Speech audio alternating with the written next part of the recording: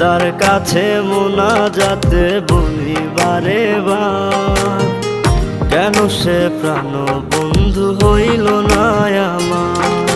খোদার কাছে মোনাজাতে বলি বারে বার, কেন সে প্রাণ বন্ধু হইল না আমার।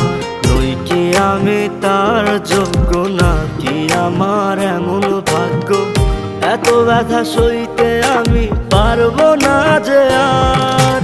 খোদার কাছে মোনাজাতে বলি বারে বার, কেন সে প্রাণ বন্ধু হইল না আমার।